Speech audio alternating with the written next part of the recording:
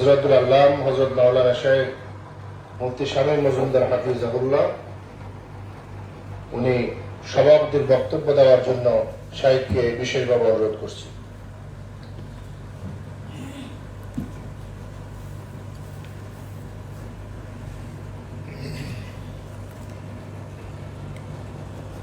ওস্তাদ, আপনি একটা গ্রুপ করেন, গ্রুপের ভিতরে আপনি আপনার পরিচিত যে খতিবরা আছে, ইমামরা আছে, তাদেরকে আপনি ইনভলভ করেন। আমি তাকে সেই পুরস্কার দিয়েছি, ফাউন্ডার মেম্বারে তাকে স্থান দিয়েছি।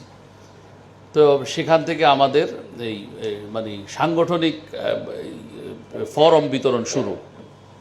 শাহিদুল ইসলাম ফাউন্ডার মেম্বার হয়েছে। আমি আমার ছোট ভাই, এই জন্য বলছি, বিষয়টি এমন নয়, আজকে সংগঠন এতটুকু আসার পেছনে তার অনেক অবদান। মানে ফেসবুকে যে আপনারা দেখেছেন প্রচার, একটা আকর্ষণীয় পোস্টার না হলে কেউ এটাকে মানে অ্যালাউ করে না, ইগনোর করে চলে যায়।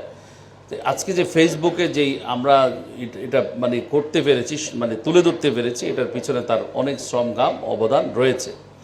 এরপরে মহাসচিব মহোদয় যুক্ত আছেন। আমরা মাদারীনগরে অনেক কষ্ট করেছি, অনেক রাস্তায় রাস্তায় আমরা ঘুরে ঘুরে সংগঠন করেছি। আমি কাজ করে নেই, সুনামটা পাবো, গ্রহণযোগ্যতা সুনামটা জিনিস না। উনি কাজ করছেন, ওনার ত্রুটিও থাকতে পারে, কিন্তু যিনি ফেরি থেকে ঢাকা দুর্গাম রাস্তা গাড়ি নিয়ে ড্রাইভ করে গাড়িটা আনছে, তার দোষ কিছু থাকতে পারে। আর যিনি এসি রুমে বসে আছেন, তার দোষ কোথা থেকে আসবে? থাকবে মানে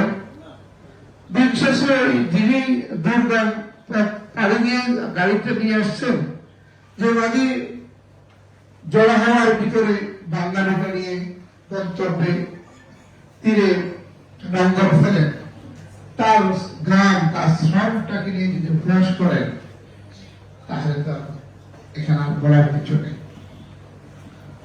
আপনারা জানেন এই সংগঠন আজকে এই উপস্থিতি এটা ছিল না প্রতিষ্ঠাকালীন, তখন তারা কয়েকজন ছিলেন।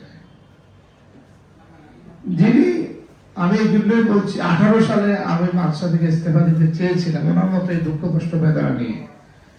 আমি কোনো বেতন নিই না প্রতিষ্ঠান থেকে, আলহামদুলিল্লাহ, নেওয়া লাগে না।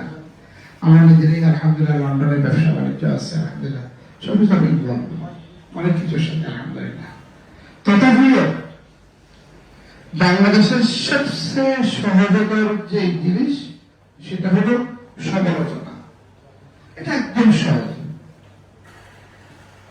আর সমালোচনা বৈষম্যের শিকার, সমাজে আলোচনা হয় না।